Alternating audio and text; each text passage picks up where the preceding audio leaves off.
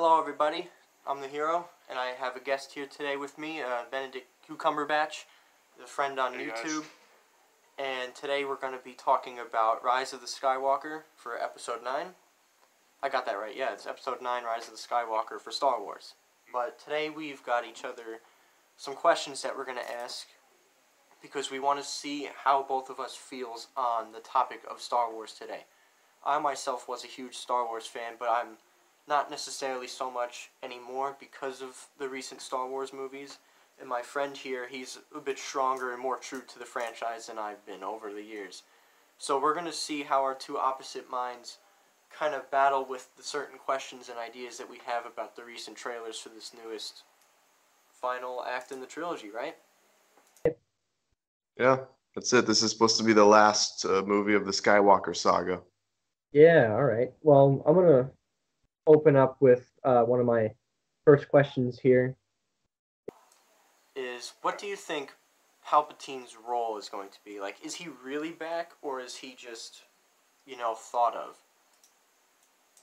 Well, it's really a tough question to say because it could really go, either two ways, either or multiple ways actually. Like, he could probably be, an entity of some sort that would has just been living in the remains of the Death Star, like you saw in that one trailer. The remains of the Death Star on that planet in the ocean.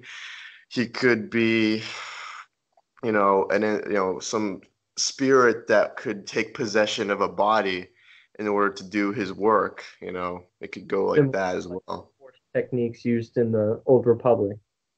Yeah, and the Legends comics. Right. All right. Well, I'm not too sure either. Honestly, that's why I made that question because he could technically be anything and anywhere.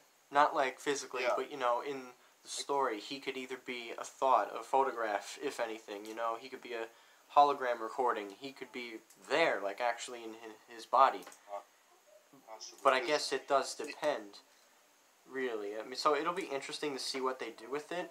However, it's not going to hold my interest to the point where I want to see the movie, sadly. I understand. I mean, I'm not too strong about it. I mean, it's cool to, see him back, but still, I mean, you got to give him a good reason for returning. All right. Okay, so now that the whole point of this is exchanging questions. Now that I've asked my question, we've both given some opinions on it. Why don't you ask me one now? All right. What do you think the significance of Rey is? Ooh, to like the franchise or to just this story? Just, yeah, to the story. To the story, that's a really good question. I'm not trying to be rude to the actress or the directors or whatever to the franchise because, I like Daisy Ridley and other things, but her character as Rey, not saying she does a bad performance, I just think the character's written badly. I'm not really entirely sure what her character is going to give us. Like, there really isn't a need for hope anymore because Snoke was killed. So anything that was evil is now gone. Starkiller Base has been destroyed. So, what more can Rey give the galaxy, let's say, as in a sense, if it is hope, like how Luke, his whole mission was about defeating the Sith, getting rid of the Galactic Empire. So I really don't see what her mission is going to be in this movie because, if I'm not mistaken, didn't Kylo and Rey kind of join forces together at the end of the last movie? They did only to team up against, Snoke's guards. After that, Kylo, if I remember correctly, Kylo asked her to join him, and then somehow that just ended up it went from an offering to both them fighting over Anakin's lightsaber. So they were trying to pull it towards each other until it eventually ripped in half. That's right. And then they kind of just went their separate ways until like the end battle with on Crate with Kylo. Yeah, Kylo was in his ships and he was ordering his men to shoot down the Millennium Falcon, and Rey was on that ship. So Right, I remember that. Okay, yeah. Hmm. What about you? What do you think her significance is? I feel like at this point she's trying to get a better understanding of herself and the light and the dark, and just the the Jedi and the Sith. Okay, so you're saying that this story is more about her direct path, not her path and involvement with others. It's more about sort of like Revan. Darth Revan wasn't always a Darth. He was a Jedi beforehand, a Jedi Knight, if I'm not mistaken. So, and he, played with both sides of the Force because he believed that both of them can achieve greatness in the galaxy, and that using both was a perfect balance to be powerful. Now, I don't know if they're necessarily going to go that route with this character. It doesn't look like it. Because, No. Rey hasn't had any signs of temptation or wanting to try dark side forces yet. And it is a bit late in the game to explore it in the final movie of your trilogy. You mean Rey? Yeah, it's kind of late in the game to have her want to explore dark side powers and then see how it balances with light. It's too late in the game now. Well, the thing is, in The Last Jedi, on Luke's island, she did actually discover an area underneath the island, and while she was training with Luke, the dark side was actually pulling to her and calling her, and there's an area that she went under the island that pretty sure it was an area that was influenced by the dark side, and Okay. she went there, but she went over to this mirror, and she basically told the mirror, I want to see my parents. And what happens is there's these two silhouette figures that walk towards her and merge into one, but then all it shows is just her reflection. Huh. Yeah. She tried to do the the mirror thing from Harry Potter. And he's like, let me see my parents, and it didn't work, for her at least. Okay, well, I kind of forgot about that too, because then again, I don't remember those new trilogy movies as much. I remember The Force Awakens the most.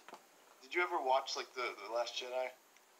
Bits and pieces, but I just about got the whole thing and got the whole idea. Okay. Yeah. All right. So next question. If you want, you could probably go through both movies before even watching the Rise of Skywalker. I mean, all right, if I you choose to, watch yeah. the Rise of Skywalker.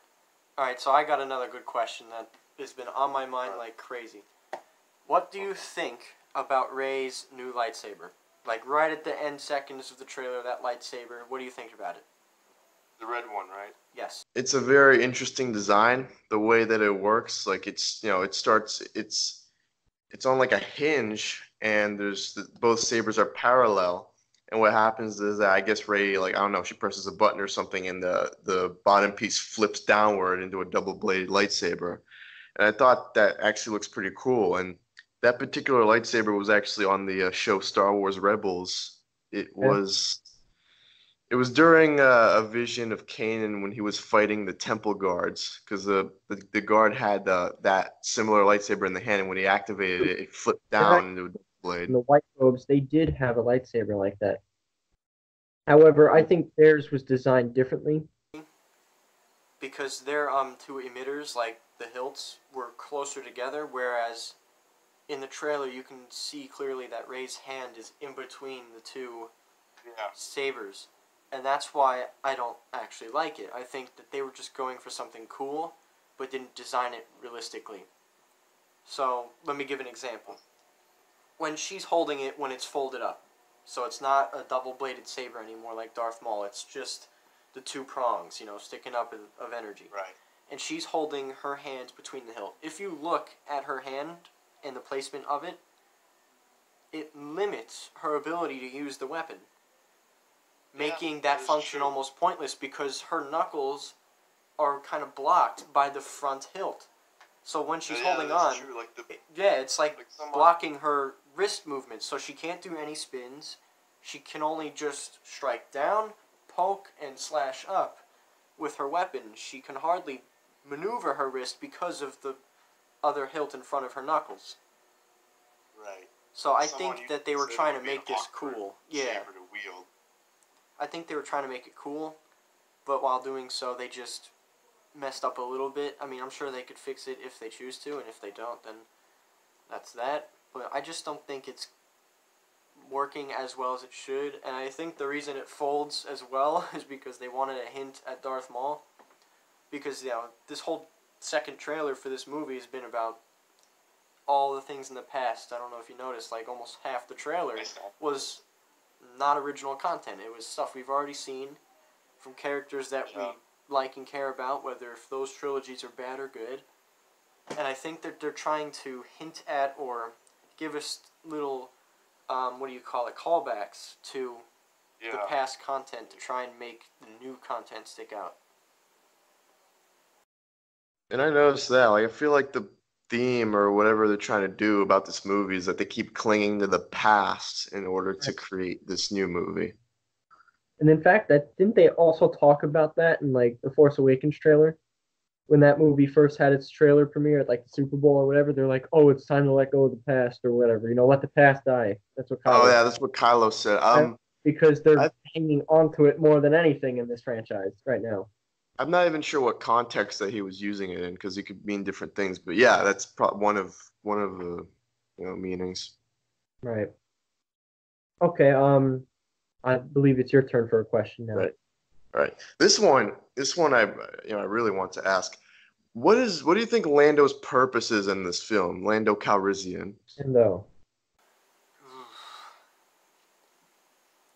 I am dumbfounded on the idea of his character in this movie because I really don't have a single clue what his involvement is. I mean, if you look back to The Empire Strikes Back, the only real reason he was there is because he was a supposed friend of Han Solo, but then he was turning out to be a traitor and working with the Empire, and the Empire Strikes Back, was all about getting their revenge, defeating the heroes, cutting off Luke's hand, freezing Han Solo and Carbonite. Now, sure, maybe the Empire didn't want those exact things to happen, but that's what happened. That was the revenge of the Empire, Right. And Lando was only a part in that because he... Well, now that sucks, now doesn't it? My footage seemed to have crashed while we were in the middle of our phone call, so looks like the video has to end here, unfortunately. We'll continue another one in a part 2 probably, because both of us have many questions to go through, so now that the internet has failed me, what's going to happen? I'm just kidding. I'm just going to go and make the other video in a couple days. Bye!